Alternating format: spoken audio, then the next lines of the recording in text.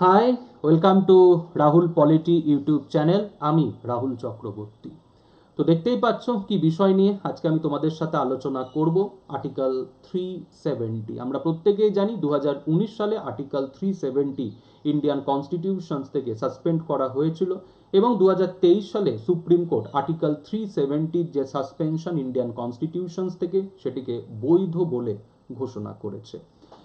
তো আজকের এই ক্লাসে এই সমস্ত বিষয় নিয়ে আমি তোমাদের সাথে আলোচনা করব এবং আলোচনা করব শুধুমাত্র আর্টিকেল 370-র ওপর সুপ্রিম কোর্টের জাজমেন্ট নয়, এর ব্যাকগ্রাউন্ড, আর্টিকেল 370 আমাদের সংবিধানে কিভাবে ছিল, তার গুরুত্ব, তার সিগনিফিকেন্স, এই সমস্ত বিষয় নিয়ে আলোচনা করব যাতে পুরো এই ঘটনাটা তোমাদের কাছে পরিষ্কার হয়। এবং এই ক্লাসটা তোমরা যারা WBCS এক্সামের জন্য প্রস্তুতি নিচ্ছ, ইউপিএসসি এক্সামের জন্য যারা প্রস্তুতি নিচ্ছ, নেট এক্সামের জন্য প্রস্তুতি নিচ্ছ, যারা একাডেমিক ফিল্ডে রয়েছে বা যারা এই সমস্ত বিষয়ের ওপর নিজেদেরকে আপডেট রাখতে চাও, এই ক্লাস তোমাদেরকে যথেষ্টভাবে সাহায্য করবে। একদম কারেন্ট ইস্যুর ওপর ক্লাস, এবং যে আলোচনাটা হবে সেই আলোচনাটা কিন্তু একদম তথ্য নির্ভর। ঠিক আছে, এখানে কোনো রকম মানে ওই রকম আলোচনা নয় যে নির্দিষ্ট একটা কোনো পক্ষকে ধরে আলোচনা হচ্ছে, তা কিন্তু নয়। সুপ্রিম কোর্ট কি বলেছে, আর্টিকেল 370-র পজিশন কি ছিল, এর ব্যাকগ্রাউন্ড কি, যে কেন হঠাৎ আর্টিকেল 370 সাসপেন্ড করা হচ্ছে, এই সমস্ত বিষয় নিয়ে আলোচনা করব আজকের এই ক্লাসে। তো দেখতে থাকো এই ক্লাস। আশা করি এই ক্লাস তোমাদের যে পড়াশোনা, তোমাদের যে বলতে পারো যে নলেজ, সেই নলেজকে এনহ্যান্স করবে। ওকে, তো চলো শুরু করছি আলোচনা। তো আলোচনা আমি যেটা শুরু করব, যেখান থেকে শুরু করব, যে হঠাৎ করে আমি চলে গেলাম আর্টিকেল 370 সাসপেনশনে, সেটা নয়। কিন্তু আর্টিকেল 370 সাসপেন্ড হওয়ার আগে যে ঘটনাগুলো, সেই ঘটনাগুলো কিন্তু একটুখানি আমাদেরকে জেনে রাখতে হবে। তো সেটা কি, প্রথম যেটা আমরা দেখতে পাচ্ছি যে 2015 সালে জম্মু অ্যান্ড কাশ্মীরে কি হচ্ছে, একটা কোয়ালিশন গভর্নমেন্ট ফর্মড হচ্ছে, যে কোয়ালিশন গভর্নমেন্টের চিফ মিনিস্টার হিসাবে অ্যাপয়েন্টেড হচ্ছেন মেহবুবা মুফতি। এবং এই কোয়ালিশন গভর্নমেন্ট ফর্মড হচ্ছে পিডিপি এবং ভারতীয় জনতা পার্টি মিলে। ওকে, হ্যাঁ, এখানে একটা ইনফরমেশন আমি দিয়ে রাখি, সেটা হচ্ছে আমরা এখানে অনেকেই ভাবতে পারি যে ভারতবর্ষের প্রথম first Muslim female chief minister Mehbooba Mufti, তা কিন্তু নয়। ঠিক আছে, ভারতবর্ষে যদি আমরা বলি first Muslim female chief minister, সেটা হচ্ছে কিন্তু সৈয়দ আনোয়ার তাইমুর, আসাম। ওকে, তো যাই হোক, এটা আমি একটু ইনফরমেশন দিয়ে রাখলাম। অনেকেই আমরা এটা ভাবতে পারি যে মেহবুবা মুফতি হয়তো ভারতবর্ষের প্রথম মুসলিম ফিমেল চিফ মিনিস্টার। ওকে, তো আমরা কি দেখতে পাচ্ছি, 2015 সালে জম্মু অ্যান্ড কাশ্মীরে কি হচ্ছে, একটা কোয়ালিশন গভর্নমেন্ট ফর্মড হচ্ছে, যে গভর্নমেন্টের চিফ মিনিস্টার হিসাবে অ্যাপয়েন্টেড হচ্ছেন মেহবুবা মুফতি, জম্মু অ্যান্ড কাশ্মীরের প্রথম ফিমেল চিফ মিনিস্টার। আচ্ছা, এরপরে যেটা আমরা দেখতে পাচ্ছি যে 2018 সালে 19শে জুন, ডেটগুলো মনে রাখবে, ডেটগুলো কিন্তু খুব ইম্পর্টেন্ট এই পুরো বিষয়টা আমাদের বোঝার ক্ষেত্রে। 19শে জুন 2018 আমরা কি দেখতে পাচ্ছি, জম্মু অ্যান্ড কাশ্মীরের চিফ মিনিস্টার রিজাইন করছেন। কেন? কারণ ভারতীয় জনতা পার্টি মেহবুবা মুফতির যে সরকার, সেই সরকারের ওপর থেকে তাদের সমর্থন কি করছে, প্রত্যাহার করছে। তার ফলে মেহবুবা মুফতির সরকার অ্যাসেম্বলিতে কি হয়ে যায়, মাইনরিটি হয়ে যায়। তো সেই কারণে মেহবুবা মুফতিকে চিফ মিনিস্টার সিট থেকে রিজাইন করতে হয় 19শে জুন 2018। এরপরে দেখো যেটা ঘটছে, 20 জুন 2018, 20শে জুন 2018, জম্মু অ্যান্ড কাশ্মীরের গভর্নর কি করছে, জম্মু অ্যান্ড কাশ্মীরে এমার্জেন্সি, যেটাকে আমরা বলে থাকি গভর্নর রুল, সেই গভর্নর রুল ইম্পোজ করছে according to constitution of Jammu and Kashmir. Jammu and কাশ্মীরের যে সংবিধান ছিল, সেখানে বলা ছিল যে জম্মু অ্যান্ড কাশ্মীরের সরকার যদি জম্মু অ্যান্ড কাশ্মীরের সংবিধান মেনে পরিচালিত না হয়, তাহলে সেই ক্ষেত্রে জম্মু অ্যান্ড কাশ্মীরের গভর্নর কি করতে পারবে, জম্মু অ্যান্ড কাশ্মীরে গভর্নর রুল ইম্পোজ করতে পারবে। কিন্তু হ্যাঁ, এই গভর্নর রুল জম্মু অ্যান্ড কাশ্মীরে থাকতে পারবে ম্যাক্সিমাম 6 মান্থ, তার কিন্তু বেশি নয়। ওকে, তো জম্মু অ্যান্ড কাশ্মীরের সংবিধান অনুযায়ী জম্মু অ্যান্ড কাশ্মীরের গভর্নর 20শে জুন 2018-তে কি করছে, জম্মু অ্যান্ড কাশ্মীরে গভর্নর রুল ইম্পোজ করছে। ওকে, এরপরে আমরা দেখতে পাচ্ছি 21 নভেম্বর 2018, বেশ কিছুদিন পর 21 নভেম্বর 2018 আমরা দেখতে পাচ্ছি জম্মু অ্যান্ড কাশ্মীরের গভর্নর জম্মু অ্যান্ড কাশ্মীরের বিধানসভাকে কি করছে, ডিজলভ করছে। ওকে, এবং 28শে নভেম্বর, তার ঠিক 7 দিন পর 28শে নভেম্বর, ঠিক আছে, আমি যদি 1 2 3 করে যদি প্রত্যেকটা ঘটনা যদি বলি, তাহলে আমরা দেখতে পাচ্ছি এই 21শে নভেম্বরের পর 28শে November 2018 governor Jammu and Kashmir কি করছে, প্রেসিডেন্টকে রিপোর্ট করছে, রেকমেন্ড করছে জম্মু অ্যান্ড কাশ্মীরে আর্টিকেল 356 ইম্পোজ করার জন্য। কারণ ওই যে আগেই বলেছিলাম যে গভর্নর রুল জম্মু অ্যান্ড কাশ্মীরে থাকতে পারে হচ্ছে 6 মান্থ, তার মানে জম্মু অ্যান্ড কাশ্মীরে গভর্নর রুল শেষ হতে চলেছে। তো সেই কারণে জম্মু অ্যান্ড কাশ্মীরের গভর্নর কি করছে, প্রেসিডেন্টকে রিপোর্ট করছে, রেকমেন্ড করছে জম্মু অ্যান্ড কাশ্মীরে আর্টিকেল 356 ইম্পোজ করার জন্য। এবং দেখা যাচ্ছে যে 19শে ডিসেম্বর 2018, 28শে নভেম্বর গভর্নর রিপোর্ট করছে, আর 19শে ডিসেম্বর 2018 জম্মু অ্যান্ড কাশ্মীরের গভর্নর জম্মু অ্যান্ড কাশ্মীরে ফাইনালি কি করছে, আর্টিকেল 356 ইম্পোজ করছে।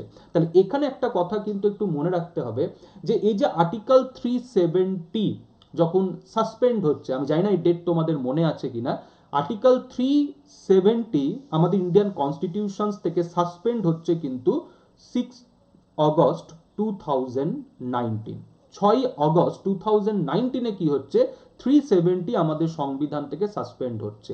আর তার আগেই দেখো জম্মু অ্যান্ড কাশ্মীরে কিন্তু কি রয়েছে, প্রেসিডেন্ট রুল। এবার এটা তো আমরা প্রত্যেকেই জানি, যারা আমরা একটুখানি সংবিধান নিয়ে পড়াশোনা করেছি, সংবিধান সম্পর্কে অবগত আছে, আমরা এটা প্রত্যেকেই জানি যে একটা রাজ্যে যদি 356 ইম্পোজ করা হয়, তো সেই ক্ষেত্রে ওই যে ডিক্লারেশন 356 এর যে ডিক্লারেশন, ওই ডিক্লারেশনে রাষ্ট্রপতি কি করতে পারে, সেই রাজ্যে রাজ্য সরকারের সমস্ত বা যাবতীয় ক্ষমতা, এমনকি গভর্নরেরও সমস্ত বা যে কোনো ক্ষমতা কি করতে পারে, নিজের এখতিয়ারে নিতে পারে। এমনকি ওই ডিক্লারেশনে রাষ্ট্রপতি এরকমও ঘোষণা করতে পারে যে সেই রাজ্যের স্টেট লেজিসলেচারের যে পাওয়ার বা ফাংশন, সেটা কি করবে, পার্লামেন্ট কি করবে, এক্সারসাইজ করবে। তো 19শে ডিসেম্বর 2018-তে যখন জম্মু অ্যান্ড কাশ্মীরে আর্টিকেল 356 ইম্পোজ করা হচ্ছে, আর্টিকেল 356 ইম্পোজ করার যে অর্ডার বা যে ডিক্লারেশন, সেই ডিক্লারেশনে কিন্তু রাষ্ট্রপতি আমরা দেখতে পাচ্ছি যে জম্মু অ্যান্ড কাশ্মীরের রাজ্য সরকারের ক্ষমতা, গভর্নরের ক্ষমতা কি করছে, নিজের এখতিয়ারে নিচ্ছে, এবং জম্মু অ্যান্ড কাশ্মীরের স্টেট লেজিসলেচারের যে পাওয়ার এবং ফাংশন, সেটা পার্লামেন্টের কাছে কি করছে, ট্রান্সফার করছে। তাহলে আর্টিকেল 356 এর যে এফেক্ট, সেই এফেক্টের কিন্তু কোনো ব্যতিক্রম জম্মু অ্যান্ড কাশ্মীরের ক্ষেত্রে কিন্তু ঘটেছিল না। ঠিক আছে, ক্লিয়ার, আন্ডারস্ট্যান্ড, বোঝা গেল?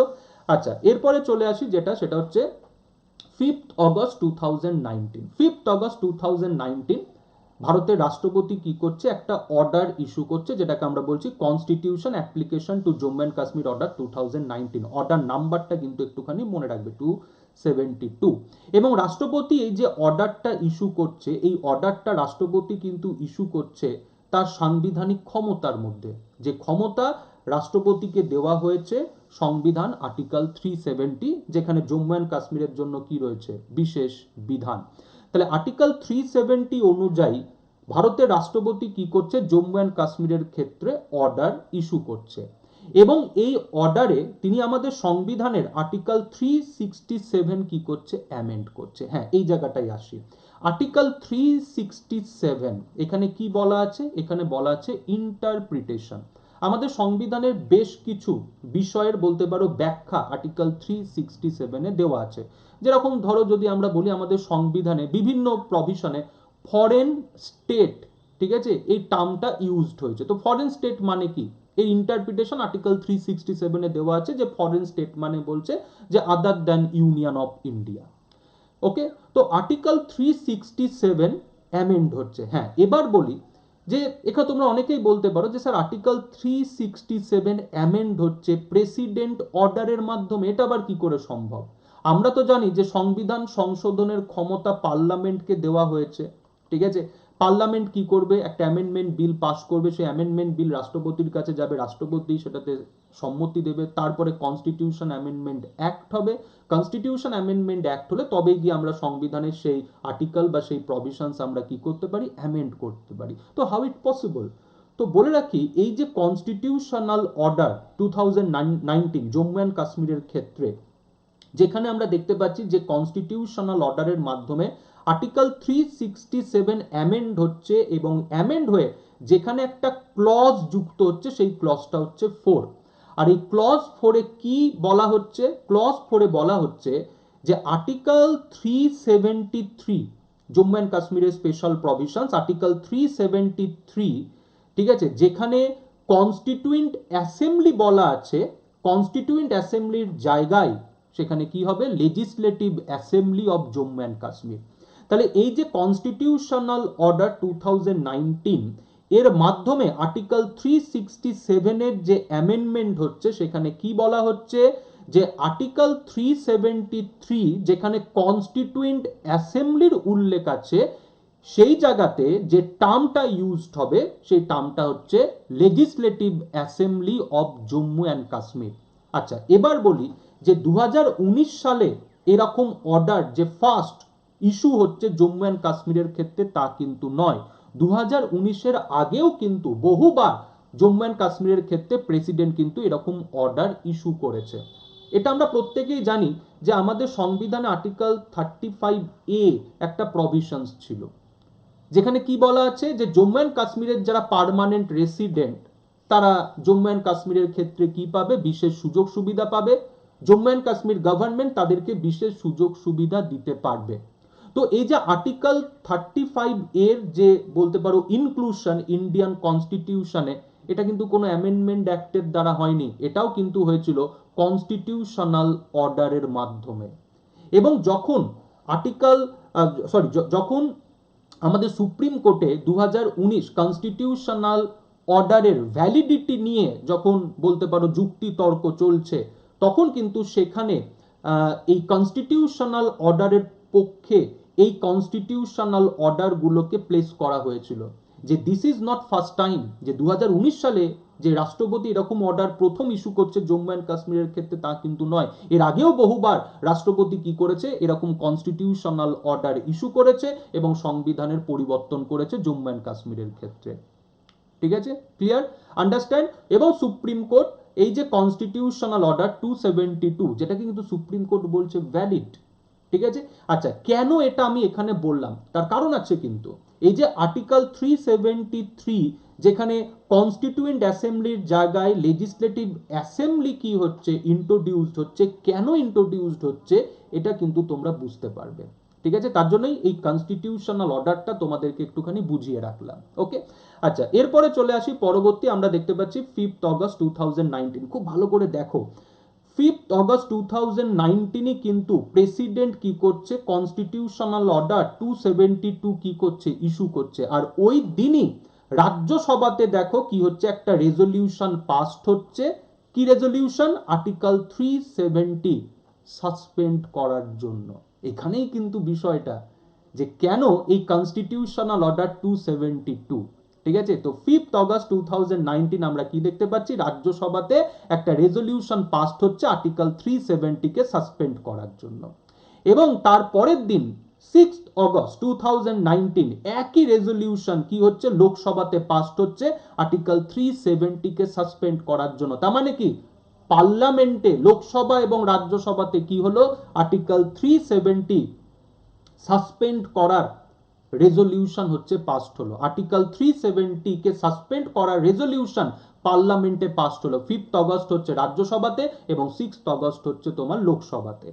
এরপরে যেটা আমরা দেখতে পাচ্ছি 6 অগস্ট 2019, ওই দিনই যেদিনকে লোকসভাতে তোমার রেজলিউশন পাসড হচ্ছে আর্টিকেল 370 কে সাসপেন্ড করার জন্য, ওই দিনই 6 অগস্ট 2019 ফাইনালি ভারতের রাষ্ট্রপতি কি করছে, আর্টিকেল 370 কে সাসপেন্ড করার হচ্ছে অফিসিয়াল অর্ডার হচ্ছে ইস্যু করছে। দেখো কি বলছে, pursuant to the recommendation by parliament the president of India issued constitutional order 273।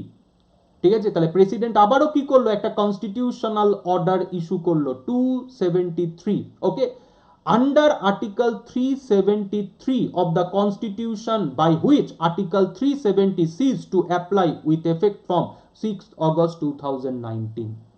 তাহলে প্রেসিডেন্ট আর্টিকেল 370 সাসপেন্ড করার কি করলেন, অর্ডার ইস্যু করলেন। কার রেকমেন্ডেশনে, পার্লামেন্টে। ঠিক আছে, পার্লামেন্ট কি করলো, প্রেসিডেন্টকে রেকমেন্ড করলো আর্টিকেল 370 সাসপেন্ড করার জন্য, এবং পার্লামেন্টের রেকমেন্ডেশনস অনুযায়ী ভারতের রাষ্ট্রপতি 6 অগস্ট 2019 এই দিন থেকে আর্টিকেল 370 কে কি করলো, সাসপেন্ড করলো। এবং এই কনস্টিটিউশনাল অর্ডারটা কত, 273।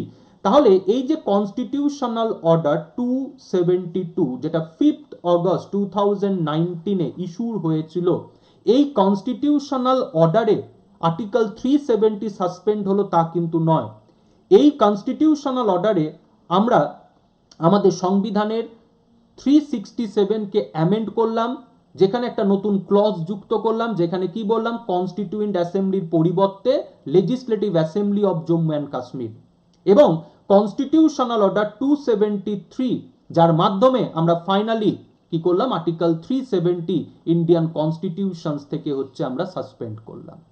ওকে, এবার একটুখানি আমরা দেখব যে আমাদের সংবিধান আর্টিকেল 370 তে কি বলা আছে। প্রেসিডেন্ট কি এই ক্ষমতা রাখে যে প্রেসিডেন্ট আর্টিকেল 370 সাসপেন্ড করতে পারবে? আর যদি প্রেসিডেন্ট এই ক্ষমতা রাখে তো প্রেসিডেন্ট আর্টিকেল 370 কিভাবে সাসপেন্ড করবে? তো দেখো কি বলছে, president may by public notification, তার মানে কি কোনো আইন করার দরকার নেই, কোনো সংবিধান সংশোধন করার দরকার নেই, ঠিক আছে। By public notification declare that this article মানে হচ্ছে 370 shall cease to be operative or shall be operative only with such exception and modification and from such date as he may specify। তার মানে কি প্রেসিডেন্ট এই ক্ষমতা রাখে, president এই ক্ষমতা রাখে যে প্রেসিডেন্ট আর্টিকেল 370 সম্পূর্ণরূপে কি করতে পারে, সাসপেন্ড করতে পারে, প্রেসিডেন্ট এই ক্ষমতা রাখে। এবং বলছে যে প্রেসিডেন্ট এটা কিভাবে করবে, বাই পাবলিক নোটিফিকেশন। এখানে কিন্তু কোথাও বলা নেই যে তার জন্য প্রেসিডেন্টকে আইন করতে হবে বা কনস্টিটিউশন অ্যামেন্ডমেন্ট অ্যাক্ট করতে হবে, তা কিন্তু নয়। কি বলছে, পাবলিক নোটিফিকেশন।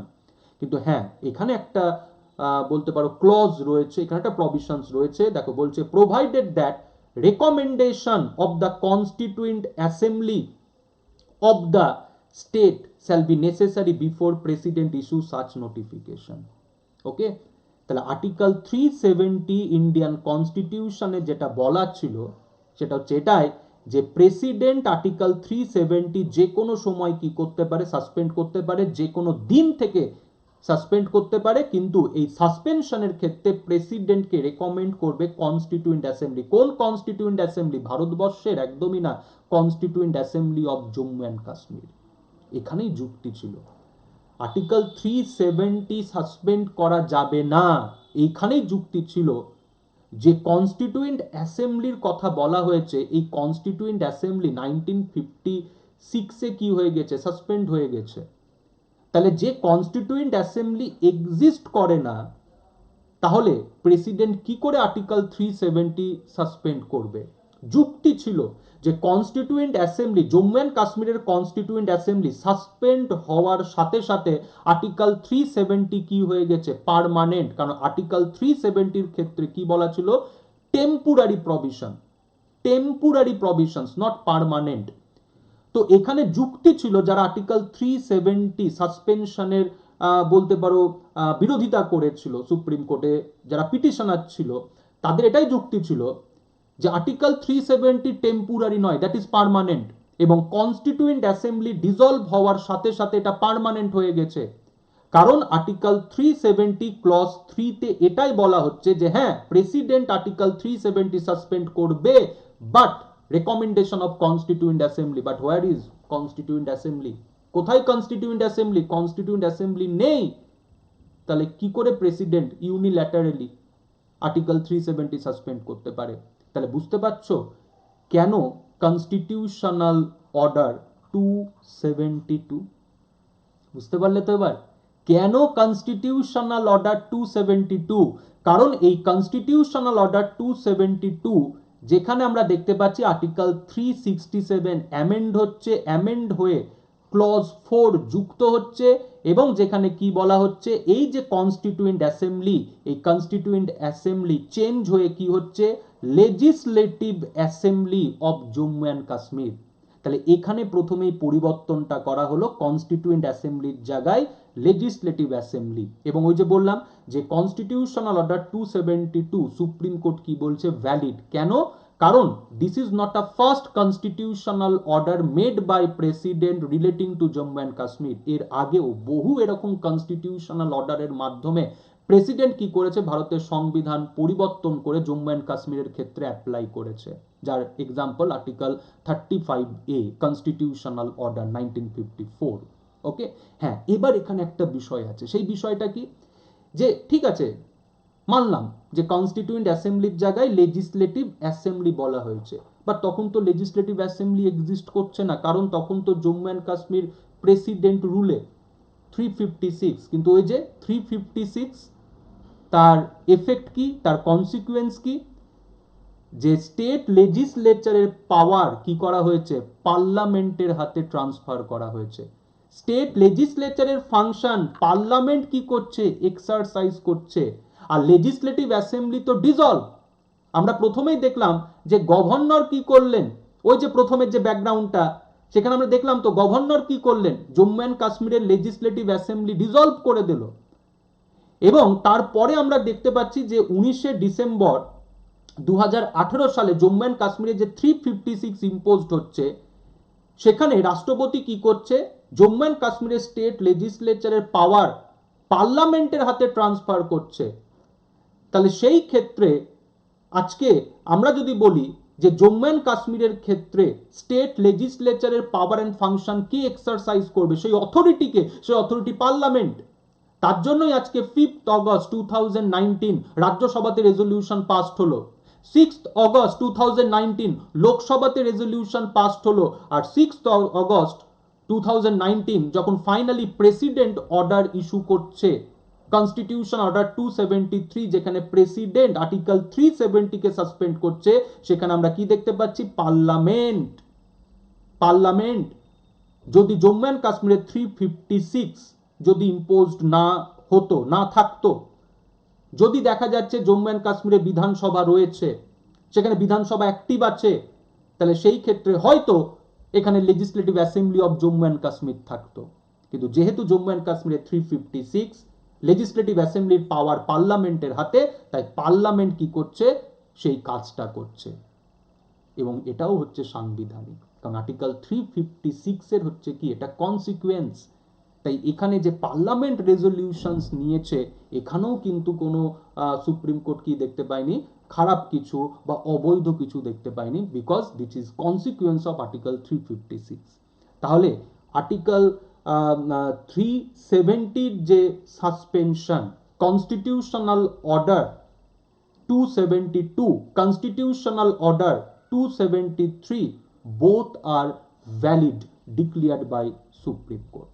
ঠিক আছে, তাহলে দেখো এখানে কিভাবে আজকে 370 কে সাসপেন্ড করা হলো, একদম সাংবিধানিক কাঠামোর মধ্যে থেকে আমাদের কিন্তু এটা বোঝার দরকার ছিল। আমরা শুধুমাত্র যদি সুপ্রিম কোর্টের জাজমেন্টে চলে যেতাম, তাহলে কিন্তু আমরা এই বিষয়গুলোকে আমরা বুঝতে পারতাম না। তাই সুপ্রিম কোর্টের জাজমেন্টটা বোঝার জন্য আমাদের কি কিন্তু এই ব্যাকগ্রাউন্ডটা, এই হিস্ট্রিটাও কিন্তু আমাদের জানাটা প্রয়োজন। তাই যেটা আমরা জানবো একদম সলিড জানবো, ওই অল্প জেনে আমরা কোনো আলোচনায় যাব না। ঠিক আছে, একদম সলিড জেনে তথ্য নির্ভর আলোচনা, যেটাকে আমি সবসময় বলে থাকি। ঠিক আছে, তো ক্লিয়ার, বোঝা গেল এই অবধি? আচ্ছা, এরপরে এবার চলে আসি আমরা সুপ্রিম কোর্টের জায়গাতে। তো আর্টিকেল 370 সাসপেন্ড হলো, প্রেসিডেন্ট অর্ডার, কনস্টিটিউশনাল অর্ডার 273।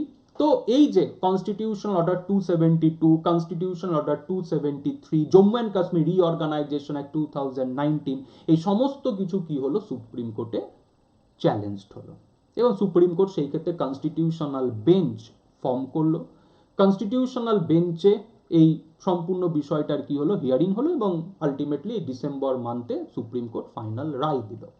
তো এখানে পক্ষে বিপক্ষে যুক্তি ছিল। তো এখানে একটা যুক্তি যেটা অবতারণ করা হয়েছিল বা উপস্থাপন করা হয়েছিল, বাংলা কিছু যদি আমরা ভুলভাল শব্দ হয় তো তার জন্য আমি একটুখানি ক্ষমা চাইছি। তো একটা কনস্টিটিউশনাল একটা যুক্তি উপস্থাপন করা হয়েছিল জম্মু অ্যান্ড কাশ্মীরের ক্ষেত্রে, যে জম্মু অ্যান্ড কাশ্মীর সভারেন, মানে জম্মু অ্যান্ড কাশ্মীর সার্বভৌম। এটা দাবি করা হয়েছিল পিটিশনারদের পক্ষ থেকে, যে জম্মু অ্যান্ড কাশ্মীর সার্বভৌম। আমরা প্রত্যেকেই জানি যে জম্মু অ্যান্ড কাশ্মীর ভারতবর্ষের সাথে যুক্ত হচ্ছে ইনস্ট্রুমেন্ট অফ অ্যাক্সেশনের মাধ্যমে, যেটা সাইন হচ্ছে কবে, 26 অক্টোবর 1947। তো যুক্তি ছিল এটা যে এই যে ইনস্ট্রুমেন্ট অফ অ্যাক্সেশন, এই অ্যাক্সেশনে ভারতবর্ষকে যে ক্ষমতাটা জম্মু অ্যান্ড কাশ্মীরের ক্ষেত্রে দেওয়া হয়েছিল সেটা হচ্ছে কি ডিফেন্স, ফরেন অ্যাফেয়ার্স এবং হচ্ছে টেলিকমিউনিকেশন। এই তিনটে বিষয়ে ভারতবর্ষকে ক্ষমতা দেওয়া হয়েছিল জম্মু অ্যান্ড কাশ্মীরের ক্ষেত্রে ইনস্ট্রুমেন্ট অফ অ্যাক্সেশনের মাধ্যমে। তার মানে জম্মু অ্যান্ড কাশ্মীরের যে ইন্টারনাল সভারেন্টি সেটা আনচেঞ্জড ছিল। জম্মু অ্যান্ড কাশ্মীর ভারতবর্ষের সাথে যে ইনস্ট্রুমেন্ট অফ অ্যাক্সেশন সাইন করেছিল সেখানে কি বলছে যে জম্মু অ্যান্ড কাশ্মীর কি করছে, এক্সটার্নাল যে সভারেন্টি সেটা গভর্নমেন্ট অফ ইন্ডিয়া বা ইউনিয়ন অফ ইন্ডিয়াকে কি করছে, ট্রান্সফার করছে।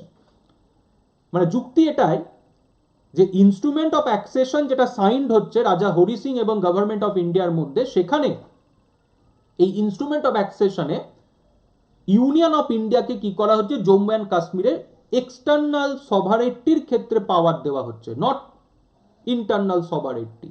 এবং তার যুক্তি কি, যে history of relationship between Jammu and Kashmir, কারণ বলা হয়েছিল যে জম্মু অ্যান্ড কাশ্মীরে ভারতের সংবিধান কিভাবে কার্যকর হবে, তো সেটা কনস্টিটিউশনাল অর্ডারের মাধ্যমে কি হবে, ডিসাইড হবে। তো তার জন্য আমরা দেখছি যে 2019-এর আগে এরকম বহু কি হয়েছে, কনস্টিটিউশনাল অর্ডার ইস্যু হয়েছে যে জম্মু অ্যান্ড কাশ্মীরে ভারতের সংবিধান কিভাবে অ্যাপ্লাইড হবে, কোন প্রভিশনস গুলো কি মডিফিকেশনের সাথে অ্যাপ্লাই হবে। তো সেই রিলেশনশিপ, আচ্ছা formation of constituent assembly, Jammu and কাশ্মীরে কনস্টিটিউয়েন্ট অ্যাসেম্বলি ফর্মড হচ্ছে। ভারতবর্ষে দেখো কোনো রাজ্যের ক্ষেত্রে কিন্তু কনস্টিটিউয়েন্ট অ্যাসেম্বলি নেই, জম্মু অ্যান্ড কাশ্মীরের কিছু একমাত্র নিজস্ব সংবিধান, ভারতবর্ষের অন্য কোনো রাজ্যের নিজস্ব সংবিধান নেই। এটা একটা কিন্তু স্ট্রং যুক্তি যে একটা স্টেট যার কি রয়েছে নিজস্ব সংবিধান, যে সংবিধান মেনে সেই স্টেটের ইন্টারনাল অ্যাক্টিভিটি চলছে, এরকম কোনো এক্সাম্পল কিন্তু ভারতবর্ষের অন্যান্য রাজ্যের ক্ষেত্রে নেই। সেকেন্ড কি যুক্তি, অ্যাডপশন অফ কনস্টিটিউশন, ওই যে অ্যাডপশন অফ কনস্টিটিউশন। তাহলে এই যুক্তিগুলো ছিল, এই যে যাদের বক্তব্য যে জম্মু অ্যান্ড কাশ্মীর একটা সভারেন টেরিটরি, হ্যাঁ ভারতের সাথে যুক্ত ঠিকই, ইনস্ট্রুমেন্ট অফ অ্যাক্সেশনের দ্বারা জম্মু অ্যান্ড কাশ্মীর ভারতের সাথে যুক্ত হয়েছে, কিন্তু এই ইনস্ট্রুমেন্ট অফ অ্যাক্সেশনের ক্ষেত্রে ইউনিয়ন অফ ইন্ডিয়াকে জম্মু অ্যান্ড কাশ্মীরের ক্ষেত্রে যে ক্ষমতাটা দেওয়া হয়েছে সেটা শুধুমাত্র হচ্ছে কি এক্সটার্নাল অ্যাফেয়ার্সের ক্ষেত্রে, ইন্টারনাল সভারেন্টি জম্মু অ্যান্ড কাশ্মীরের ক্ষেত্রেই ছিল। তো এটা হচ্ছে যুক্তি, কিন্তু সুপ্রিম কোর্ট এই যুক্তি কিন্তু খারিজ করেছে। সুপ্রিম কোর্ট বলেছে যে না, জম্মু অ্যান্ড কাশ্মীর কোনো সভারেন পাওয়ার হোল্ড করে না, এটা ভুল। সুপ্রিম কোর্ট দেখো বলছে the state of Jammu and Kashmir does not retain any element of sovereignty after execution of IOA, instrument of accession. বলছে ইনস্ট্রুমেন্ট অফ অ্যাক্সেশন যেদিন থেকে এক্সিকিউট হয়েছে জম্মু অ্যান্ড কাশ্মীর কোনো ইন্টারনাল সভারেন্টি এরকম কোনো কিছু হোল্ড করে না, এরকম কোনো কিছু এক্সারসাইজ করে না। জম্মু অ্যান্ড কাশ্মীর কোনো সভারেন পাওয়ারের অধিকারী নয় যবে থেকে জম্মু অ্যান্ড কাশ্মীর ভারতের সাথে ইন্টিগ্রেটেড হয়েছে, একটা ডেমোক্রেটিক সেটআপের সাথে যবে থেকে ইন্টিগ্রেটেড হয়েছে। Okay, the state of Jammu and Kashmir does not have internal sovereignty which is distinguishable from powers and privilege enjoyed by other state in the country. বলছে জম্মু অ্যান্ড কাশ্মীর কোনো ইন্টারনাল সভারেন্টি এনজয় করে না, এবং ভারতবর্ষের অন্যান্য রাজ্যগুলোর থেকে জম্মু অ্যান্ড কাশ্মীরকে আমরা আলাদা করতে পারি না। এবং সুপ্রিম কোর্ট এখানে বলছে যে article 370 was a feature of asymmetric federalism not sovereignty. যদি আমরা বলি যে হ্যাঁ আর্টিকেল 370-র ক্ষেত্রে জম্মু অ্যান্ড কাশ্মীরকে কনস্টিটিউয়েন্ট অ্যাসেম্বলি ফর্ম করার ক্ষমতা দেওয়া হচ্ছে, নিজস্ব সংবিধান তৈরির ক্ষমতা দেওয়া হচ্ছে, কিন্তু যদি আমরা দেখি আমাদের সংবিধান পার্ট 21, সেখানে দেখতে পাচ্ছি আমরা একাধিক রাজ্যের ক্ষেত্রে কিন্তু এরকম স্পেশাল প্রভিশনস রয়েছে। কারণ আমাদের যে ফেডারালিজম এটা হচ্ছে অ্যাসিমেট্রিক ফেডারালিজম। আজকে ইউনিয়ন অফ ইন্ডিয়ার সাথে ভারতবর্ষের প্রত্যেকটা রাজ্যের সম্পর্ক এক নয়। আজকে যেখানে দেখো বলছে যে নাগাল্যান্ড, অরুণাচল প্রদেশের গভর্নররা কি করতে পারবে, এই দুটো রাজ্যের ল অ্যান্ড অর্ডারের ক্ষেত্রে কাজ করতে পারবে গভর্নর স্বাধীনভাবে। আবার ভারতবর্ষের কিছু রাজ্যের ক্ষেত্রে বলা হচ্ছে যে বিধানসভা স্ট্রেংথ কি হতে পারে, 60-র কম হতে পারে। তাহলে ভারতবর্ষের যদি আমরা বলি যে ইউনিয়নের সাথে প্রত্যেকটা রাজ্যের সম্পর্ক যে এক, তা কিন্তু নয়। এটাকে আমরা বলছি অ্যাসিমেট্রিক ফেডারেলিজম।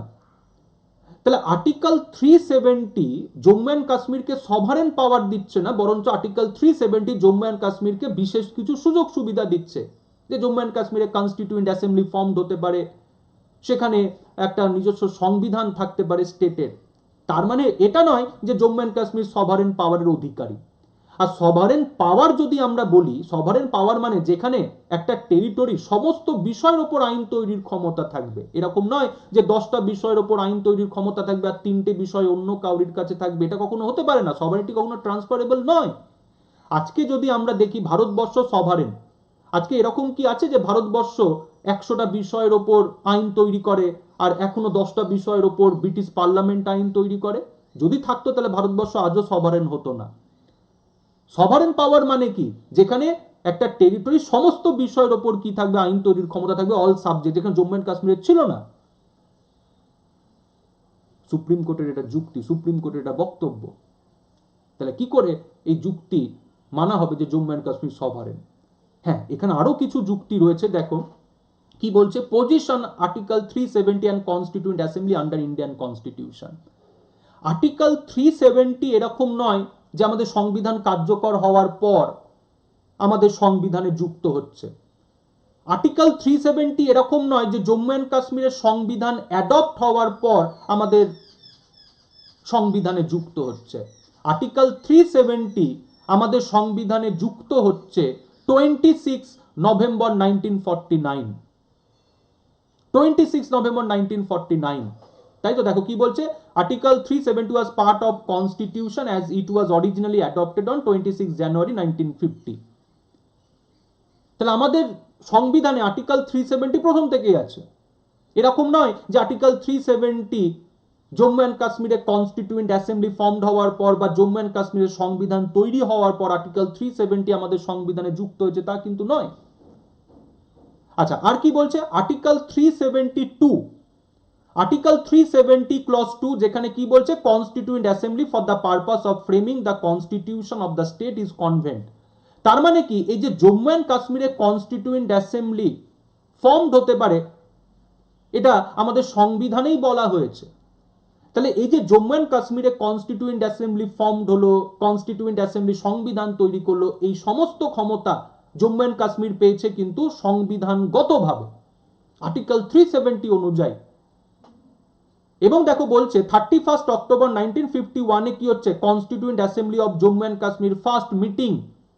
আমাদের সংবিধান কার্যকর হচ্ছে 26 জানুয়ারি 1950। তাহলে এরকম নয় যে জম্মু অ্যান্ড কাশ্মীরের এই যে স্পেশাল প্রভিশনস 370 এই ডেটের পর কি হয়েছে, সংবিধানে ইনক্লুড হয়েছে। এমনকি দেখো বলছে দ্য কনস্টিটিউশন ওয়াজ অ্যাডপ্টেড, মানে Jammu and Kashmir adopted 17 November 1956 এবং কার্যকর হচ্ছে 26 জানুয়ারি 1957। তাই 26 জানুয়ারি 1957 জম্মু অ্যান্ড কাশ্মীরের সংবিধান কার্যকর হচ্ছে। এই সংবিধান অ্যাডপ্ট হচ্ছে 17 নভেম্বর 1956 এ। তাহলে এখান থেকে পরিষ্কার যে আর্টিকেল 370, কনস্টিটিউয়েন্ট অ্যাসেম্বলি, এই সমস্ত বিষয় কিন্তু জম্মু অ্যান্ড কাশ্মীরের সংবিধান অ্যাডপ্ট হওয়ার আগে। তাহলে জম্মু অ্যান্ড কাশ্মীরের সংবিধান, কনস্টিটিউয়েন্ট অ্যাসেম্বলি সবই কিন্তু ভারতের সংবিধানের দ্বারা। এরকম নয় যে এই বিষয়গুলো আমাদের সংবিধানে অ্যাড হয়েছে পরবর্তীকালে। তাহলে ভারতের সংবিধানই কি করেছে, জম্মু অ্যান্ড কাশ্মীরকে এই ক্ষমতা, এই অধিকার দিয়েছে। তবেই Jammu and Kashmir constituent assembly form করতে পেরেছে, তবেই জম্মু অ্যান্ড কাশ্মীর সংবিধান তৈরি করতে পেরেছে। ভারতের সংবিধান থেকে যদি এই ক্ষমতা জম্মু অ্যান্ড কাশ্মীরের ক্ষেত্রে না দেওয়া হতো, তাহলে জম্মু অ্যান্ড কাশ্মীর কিভাবে এক্সারসাইজ করত? এরকম তো নয় যে জম্মু অ্যান্ড কাশ্মীর এই ক্ষমতা আগেই এক্সারসাইজ করেছে আর ভারতের সংবিধান সেটাকে স্বীকৃতি দিচ্ছে, একদমই নয়। বরঞ্চ সংবিধানগতভাবে জম্মু অ্যান্ড কাশ্মীর এই ক্ষমতা পাচ্ছে। আর কি যুক্তি? আর যেটা যুক্তি দেখো, আর্টিকেল 370, যেখানে বলেই দেওয়া হচ্ছে যে আমাদের সংবিধান, ইন্ডিয়ান কনস্টিটিউশনের আর্টিকেল 1 জম্মু অ্যান্ড কাশ্মীরের ক্ষেত্রে কি অ্যাপ্লিকেবল। আর্টিকেল 370 তে বলা হচ্ছে যে আমাদের সংবিধানের আর্টিকেল 1 জম্মু অ্যান্ড কাশ্মীরের ক্ষেত্রে কি অ্যাপ্লিকেবল। আর্টিকেল 1 যেখানে কি বলা আছে, territory of India, territory of India. আর ইন্ডিয়ান টেরিটরি বলতে আমরা কি বুঝি? ইন্ডিয়ান টেরিটরি বলতে আমরা এখন বুঝি যেটা বলি স্টেট এবং ইউনিয়ন টেরিটরি। কিন্তু আমরা জানি, আমরা যারা একটু সংবিধান নিয়ে পড়াশোনা করেছি, আমরা প্রত্যেকেই জানি যে আমাদের সংবিধান যখন অ্যাডপ্ট হচ্ছে 26 নভেম্বর 1949-এ, এবং আমাদের সংবিধান যখন 1950 সালে কার্যকর হচ্ছে, তখন ভারতবর্ষের স্টেটগুলোর কি ছিল? 3টে ক্যাটাগরি ছিল, এ ক্যাটাগরি, বি ক্যাটাগরি এবং সি ক্যাটাগরি। এবং জম্মু অ্যান্ড কাশ্মীর দেখতে পাচ্ছ জম্মু অ্যান্ড কাশ্মীর কি ছিল? বি ক্যাটাগরি স্টেটে। তাহলে জম্মু অ্যান্ড কাশ্মীর ভারতবর্ষের স্টেটগুলোর থেকে যে আলাদা তা কিন্তু নয়। এবং 1956-এ যখন আমাদের স্টেট রিঅর্গানাইজেশন হচ্ছে, তখন আমরা দেখতে পাচ্ছি জম্মু অ্যান্ড কাশ্মীরকে কি করা হচ্ছে? ভারতবর্ষের যে রাজ্য, সেই রাজ্যের তালিকায় কি করা হচ্ছে? ইনক্লুড করা হচ্ছে। তাহলে অরিজিনাল কনস্টিটিউশন বলো এবং state reorganisation 1956, Jammu and Kashmir কি ছিল? ভারতবর্ষের একটা রাজ্য।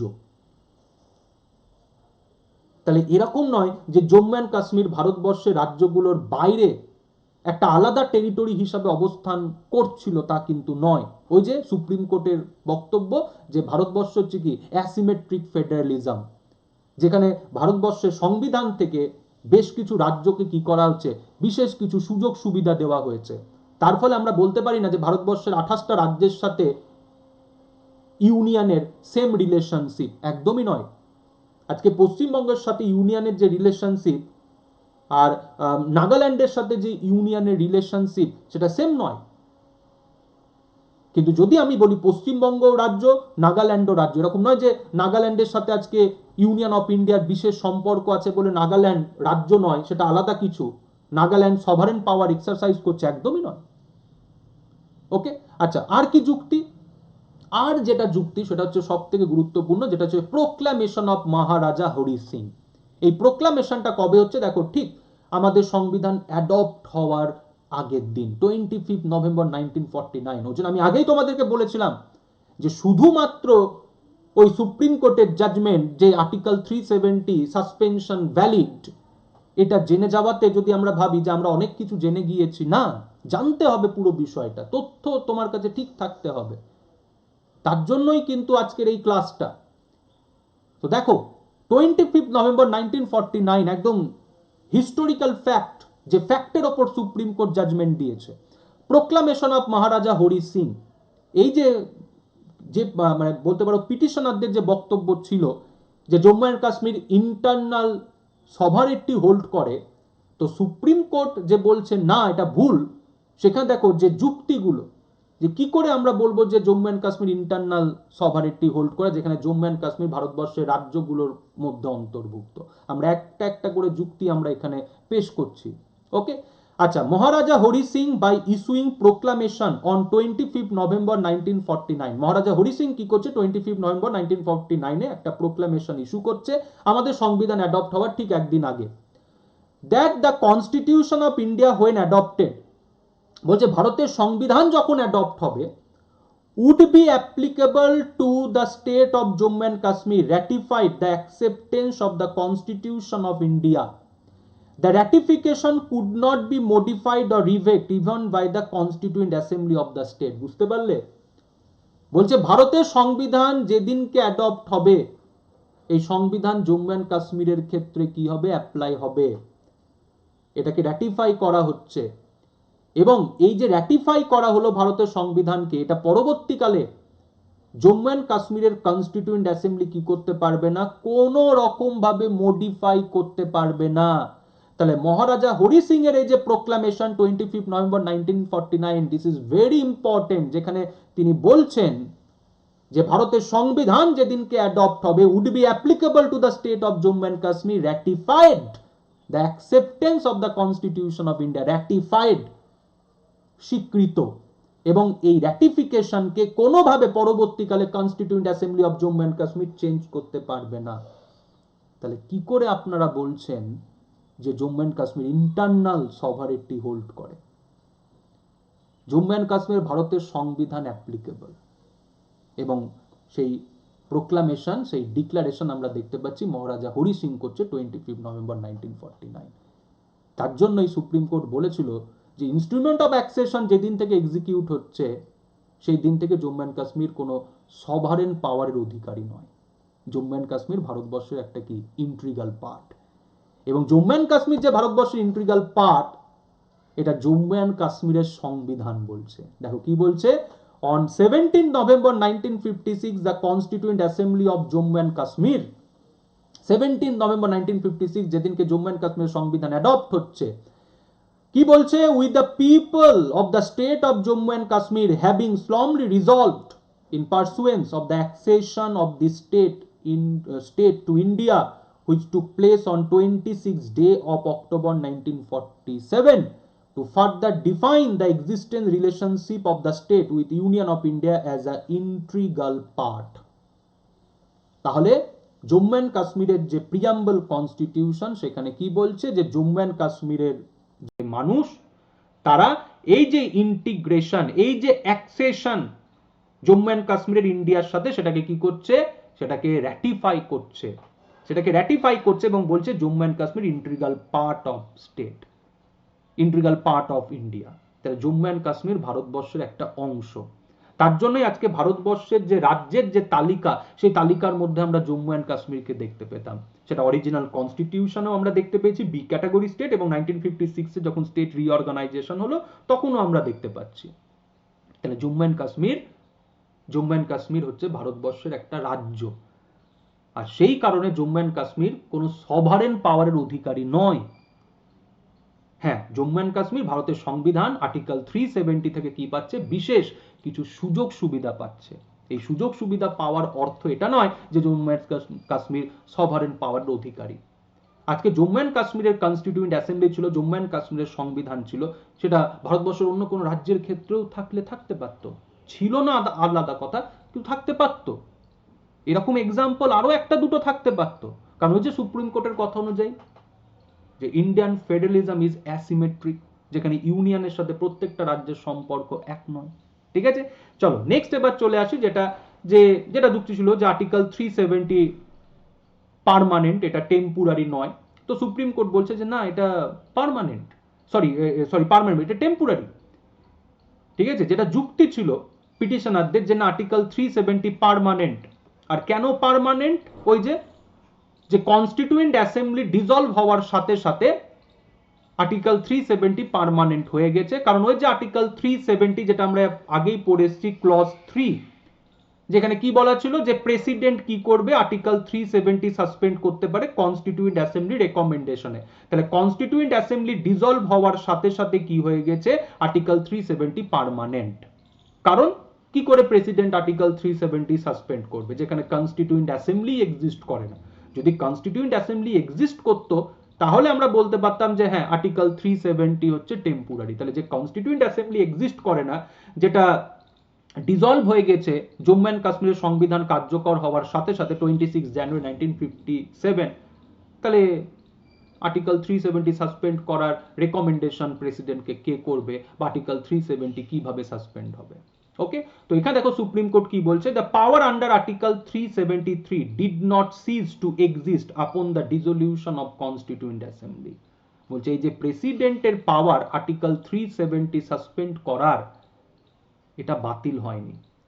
কনস্টিটিউয়েন্ট অ্যাসেম্বলি ডিসলভ হওয়ার সাথে সাথে প্রেসিডেন্টের এই ক্ষমতাটা বাতিল হয়নি, বরং সুপ্রিম কোর্ট বলছে when the constituent assembly was dissolved, only the transitional power recognized in the proviso to article 373 which empowered constituent assembly to make its recommendation ceased to exist. Supreme court বলছে যে প্রেসিডেন্টের এই যে ক্ষমতা article 370 suspend করার, এই ক্ষমতা প্রেসিডেন্টের কি হয়নি, বাতিল হয়নি। যেটা বাতিল হয়েছে সেটা কি, একটা ট্রানজিশনাল বিষয়, সেটা কি যে কনস্টিটিউয়েন্ট অ্যাসেম্বলি কি করবে, রেকমেন্ড করবে, এটা সাসপেন্ড হয়েছে। এবং দেখো বলছে it did not effect the power held by president under article 373। Supreme court বলছে যে আর্টিকেল 373 তে যে বলা আছে যে প্রেসিডেন্ট আর্টিকেল 370 সাসপেন্ড করবে, এই ক্ষমতা বাতিল হয়নি কনস্টিটিউয়েন্ট অ্যাসেম্বলি ডিসলভ হওয়ার সাথে, বরং ওই যে প্রেসিডেন্টকে রেকমেন্ড করবে কনস্টিটিউয়েন্ট অ্যাসেম্বলি, এই প্রভিশনসটা কি হয়েছে, বাতিল হয়েছে। এবং কনস্টিটিউয়েন্ট অ্যাসেম্বলি ডিসলভ হওয়ার সাথে প্রেসিডেন্টের এই পাওয়ারের উপর কোনো প্রভাব পড়েনি। তার মানে কি, প্রেসিডেন্ট আর্টিকেল 370 সাসপেন্ড করার ক্ষমতা রাখে। আর্টিকেল 370 পার্মানেন্ট নয়, টেম্পোরারি। ঠিক আছে, এবং দেখো সুপ্রিম কোর্ট বলছে president order 272, president order 273 both are valid. আমি আগেই বলেছিলাম যে একটুখানি মনে রাখতে হবে যে 272 অর্ডার এবং 273 অর্ডার কি, যেখানে আর্টিকেল 367 কে অ্যামেন্ড করা হলো, ক্লজ 4 যেখানে কি বলা হলো, কনস্টিটিউয়েন্ট অ্যাসেম্বলি রিপ্লেস হয়ে লেজিসলেটিভ অ্যাসেম্বলি, আর এই যে প্রেসিডেন্ট অর্ডার 273 যার মাধ্যমে ফাইনালি আর্টিকেল 370 সাসপেন্ড হলো। তাহলে এই দুটো অর্ডারকে সুপ্রিম কোর্ট কি বলছে, ভ্যালিড। এবং সুপ্রিম কোর্ট দেখো বলছে president in exercise of power under article 373 can unilaterally issue a notification unilaterally, clear? এবং বলছে দেখো president had the power to issue notification declaring that article 373 cease to operate without recommendation of the constituent assembly. তাহলে both this order হচ্ছে valid, যেখানে বলছে যে article 373 অনুযায়ী president কি করতে পারে, অর্ডার ইউনিল্যাটারালি ইস্যু করতে পারে। এবং দেখো বলছে সুপ্রিম কোর্ট যে প্রেসিডেন্ট এই অর্ডার ইস্যু করতে পারে without recommendation of constituent assembly. দরকার নেই যে কনস্টিটিউয়েন্ট অ্যাসেম্বলি রেকমেন্ডেশন, দরকার নেই। Without recommendation of constituent assembly of Jammu and Kashmir president article 370 suspend করার কি করতে পারে, অর্ডার ইস্যু করতে পারে। ঠিক আছে, এবং ওই যে আমি আগেই তোমাদের বলেছিলাম যে 2019 সালে প্রেসিডেন্ট যে প্রথম এই অর্ডার ইস্যু করছে তা কিন্তু নয়। 2019 সালের আগে দেখো 1952, 1954, 1958, 1965 বহুবার কি হয়েছে, এই কনস্টিটিউশনাল অর্ডার ইস্যু হয়েছে জম্মু অ্যান্ড কাশ্মীরের ক্ষেত্রে। দেখো following constitutional order were issued from time to time which appeared to modify or alter article 370। একাধিকবার কি হয়েছে, এই অর্ডার ইস্যু হয়েছে। তাহলে যদি এই যুক্তি সুপ্রিম কোর্টে পেশ করা হয়েছিল যে 2019 কনস্টিটিউশন অর্ডার ভ্যালিড কিনা, ঠিক আছে, এইভাবে সংবিধান পরিবর্তন হতে পারে কিনা, তো সেখানে সুপ্রিম কোর্টের কাছে যে যুক্তিটা ছিল যে না, this is not a first time. 2019 constitution order 272 it is not first time. এর আগেও এরকম অর্ডার ইস্যু হয়েছে যে ক্ষেত্রে আমরা দেখতে পাচ্ছি ইন্ডিয়ান কনস্টিটিউশন মডিফাই হয়ে জম্মু অ্যান্ড কাশ্মীরের ক্ষেত্রে অ্যাপ্লাই হয়েছে, যার এক্সাম্পল আমি বারে বারে দিচ্ছি আর্টিকেল 35A। অন্য কিছু আমরা জানি বা না জানি, আর্টিকেল 35A আশা করি আমরা প্রত্যেকেই জানি। তাহলে এই যে constitutional order 272 and 273 both are valid. তাই আর্টিকেল 370 যে সাসপেনশন, সেই সাসপেনশন ভ্যালিড, কারণ এই অর্ডার প্রেসিডেন্ট ইউনিল্যাটারালি মানে ইস্যু করতে পারে এবং without recommendation of constituent assembly. ঠিক আছে, আচ্ছা এবার এখানে সুপ্রিম কোর্ট কিছু ডিরেকশন ইস্যু করেছে। যেরকম সুপ্রিম কোর্ট ডিরেকশন ইস্যু করেছে যে জম্মু অ্যান্ড কাশ্মীরে বিধানসভা নির্বাচন সেপ্টেম্বর 2024 মধ্যে কি করতে হবে, কনক্লুড করতে হবে, কন্ডাক্ট করতে হবে। এবং এখানে কেন্দ্র সরকার একটা বক্তব্য জম্মু অ্যান্ড তোমার সুপ্রিম কোর্টে পেশ করেছে যে যত দ্রুত সম্ভব জম্মু অ্যান্ড কাশ্মীরকে কি করা হবে, স্টেটহুড ফিরিয়ে দেওয়া হবে, নট লাদাখ, জম্মু অ্যান্ড কাশ্মীর যেটা ভাগ হয়েছে, মানে স্টেট রিঅর্গানাইজেশন অ্যাক্ট, যেখানে জম্মু অ্যান্ড কাশ্মীর ভাগ হয়েছে লাদাখ এবং জম্মু অ্যান্ড কাশ্মীর। তো বলছে যে এরকম নয় যে আবার জম্মু অ্যান্ড কাশ্মীরকে মানে তোমার একত্রিত করে দেওয়া হবে, সেটা নয়, কিন্তু এই যে Jammu and Kashmir union territory, এটাকে কি করা হবে, তোমার স্টেটহুড দেওয়া হবে। তো সেটাও বলেছে যে যত দ্রুত সম্ভব কি করতে হবে, জম্মু অ্যান্ড কাশ্মীরকে স্টেটহুড হচ্ছে রিটার্ন করতে হবে। ঠিক আছে, আচ্ছা আর এখানে আরেকটা অর্ডার, জাস্টিস সঞ্জয় কিষান কৌল, কনস্টিটিউশনাল বেঞ্চে যে সমস্ত জাজেসরা ছিলেন তাদের মধ্যে একজন গুরুত্বপূর্ণ জাজ সঞ্জয় কিষান কৌল, তিনি কি বলেছেন, ট্রুথ অ্যান্ড রিকনসিলিয়েশন কমিশন গঠনের জন্য। কারণ আমরা প্রত্যেকেই জানি যে জম্মু অ্যান্ড কাশ্মীর একটা ইন্টারজেনারেশনাল, ঠিক আছে, ট্রমার মধ্যে একটা বলতে পারো স্টেট, যেখানে বহু ভায়োলেশন, মাইগ্রেশন, এই সমস্ত বলতে পারো ইস্যুজ রয়েছে। তো বলতে পারো এই সমস্ত ভায়োলেশন, মাইগ্রেশনে যে সমস্ত মানুষরা এফেক্টেড, ঠিক আছে, একটা ট্রমার মধ্যে রয়েছে, ঠিক আছে, তারা যাতে সুযোগ সুবিধা ঠিকঠাক যাতে অধিকার পায়, তো সেই বিষয়ে একটা ট্রুথ অ্যান্ড রিকনসিলিয়েশন কমিশন গঠনের বলতে পারো নির্দেশ জাস্টিস সঞ্জয় কল তার অর্ডারে করেছেন। যেখানে বলছে হি প্রস্তাব দিয়েছেন the setting up of a truth and reconciliation commission to reach out to the people. কোন পিপল? ওই যে বলতে পারো যারা জম্মু অ্যান্ড কাশ্মীরে কোনো না কোনো ভায়োলেশনের শিকার, বা যারা দেখা যাচ্ছে জম্মু অ্যান্ড কাশ্মীরের যারা দেখা যাচ্ছে কি বলো রিফিউজি, মাইগ্রেটেড পিপল, তো এরকম যারা বলতে পারো মানুষ কোনো না কোনো ক্ষতিগ্রস্ত হোয়াট এভার, তো তাদের কাছে পৌঁছানোর জন্য, তাদেরকে অধিকার সুযোগ সুবিধা দেওয়ার জন্য একটা ট্রুথ অ্যান্ড রিকনসিলেশন কমিশন গঠনের প্রস্তাব জাস্টিস সঞ্জয় কল দিয়েছেন। ঠিক আছে, তো এই ছিল তোমাদের সাথে আলোচনা। জানি না কতটা তোমাদের কাছে বিষয়টা পরিষ্কার করতে পারলাম, কিন্তু হ্যাঁ, যে আলোচনাটা আমি করেছি একদম বলতে পারো প্রত্যেকটা মানে যে ঘটনা ঘটেছে সেই প্রত্যেকটা ঘটনার একদম হিস্ট্রি বলতে পারো ফ্যাক্ট এখানে তুলে ধরা হয়েছে, যাতে প্রত্যেকটা বিষয় ঘটনাক্রম তোমরা যাতে বুঝতে পারো। এবং সুপ্রিম কোর্টে যে পক্ষে বিপক্ষে যুক্তি, যে জম্মু অ্যান্ড কাশ্মীরের সভারেন্টি ক্লেম করা হচ্ছে, বলা হচ্ছে যে 370 পার্মানেন্ট, কিন্তু এই যে কেন সুপ্রিম কোর্ট বলছে যে না জম্মু অ্যান্ড কাশ্মীর সভারেন পাওয়ারের অধিকারী নয়, 370 টেম্পোরারি, বা প্রেসিডেন্ট এই যে এরকম অর্ডার ইস্যু করতে পারে কিনা, এরকম অর্ডার ইস্যু করে প্রেসিডেন্ট সংবিধানের পরিবর্তন করে জম্মু অ্যান্ড কাশ্মীরের ক্ষেত্রে অ্যাপ্লাই করতে পারে কিনা, এই যে এই ভ্যালিডিটিগুলো নিয়ে যে কোশ্চেন করা হয়েছিল, ঠিক আছে, যেখানে সুপ্রিম কোর্ট রায় দিচ্ছে যে না জম্মু অ্যান্ড কাশ্মীর সভারেন পাওয়ারের অধিকারী নয়, আর্টিকেল 370 টেম্পোরারি, এবং প্রেসিডেন্ট এই অর্ডার ইস্যু করতে পারে। ঠিক আছে, এই সমস্ত কিন্তু বলতে পারো যুক্তি এখানে দেওয়া হয়েছে। ওকে, তো আশা করি এই ক্লাস তোমাদেরকে তোমাদের পরীক্ষার যে প্রস্তুতি বা এই সমস্ত বিষয়ের উপর যারা নলেজ রাখো তাদেরকে এই ক্লাস যথেষ্টভাবে সমৃদ্ধ করবে। আর কোথাও যদি কোনো ভুল ত্রুটি চোখে পড়ে অবশ্যই সেটা আমাকে জানিও, তাহলে আমিও নিজেকে সংশোধন করে নিতে পারবো। সবাই ভালো থাকো, সুস্থ থাকো, রাহুল পলিটি ইউটিউব চ্যানেলের সঙ্গে থাকো।